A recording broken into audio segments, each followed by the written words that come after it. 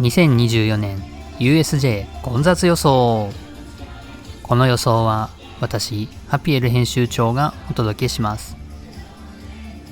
予想の前に2024年にドンキーコングエリアがスーパーニンテンドーワールドにオープンするのを知っていますか？これがオープンするとまた一段と賑わうと思います。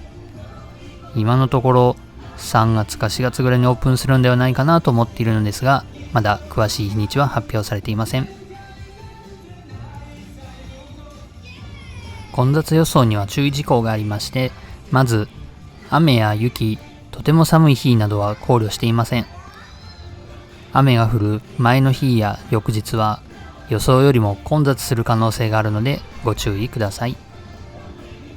またこの予想は2023年10月18日に行っておりまして、この日時点で未発表のイベントは例年と同じぐらいの時期に開催されると思って予想しています。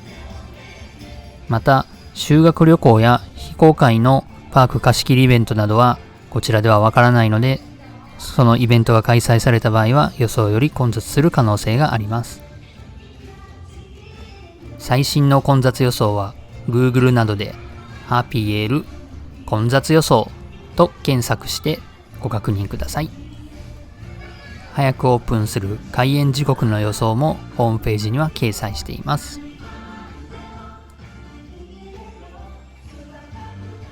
1月の混雑予想ですが、お正月休みは混雑し、特に年パス除外日が終わる1月4日は猛烈に混雑する予想です。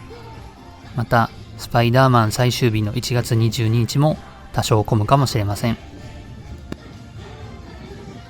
2月の混雑予想ですが、例年だと2月前半は何もイベントがない時期なので空いています。ただ2月8から春節祭が開催されるので、中国や台湾から多くの方がいらっしゃるかもしれません。また3連休があるので、その日は混雑すると予想しています。3月は昨年同様、混雑や大混雑、猛烈に混雑する日がたくさんあるでしょう。もしかしたらこの3月からドンキーコングエリアもオープンすると、さらに混雑が予想されます。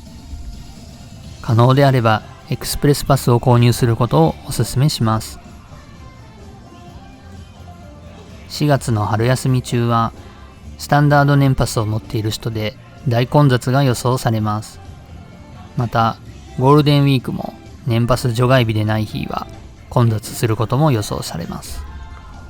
4月2週目からゴールデンウィークまでは空いてる日が多いので、たくさんアトラクションに乗れるのでおすすめです。ゴールデンウィークは多少混雑しますが、春休みほどは混まないでしょう。ゴールデンウィークが明けると空いてる日も多いのですが、月曜日は要注意です。運動会や学校行事の振り替え休日で、月曜日にはファミリーがたくさん来場することが予想されます。6月は1年の中でも2番目に空いている月になりますが、その分ホテルなどの料金も安く、海外旅行者も多いかもしれません。月曜日も混雑する日が多いでしょう。6月後半はクールジャパンのイベントが終わっていれば空いていると予想されます。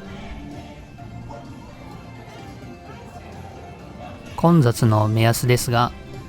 こちらのようになっています。できれば普通までの日に行ってほしいです。混むの日だとレストランやトイレは結構並びますし、大混みの日だとトイレはかなり並ぶでしょう。アトラクションも長時間並ぶのであまり多く体験できません。大混みの日はショーやパレードなどを中心に楽しむか、エクスプレスパスの購入を強くお勧めします。ぜひグッドボタン、チャンネル登録をお願いします。ハピエル編集長がお届けしました。質問があればコメント欄で質問してくださいね。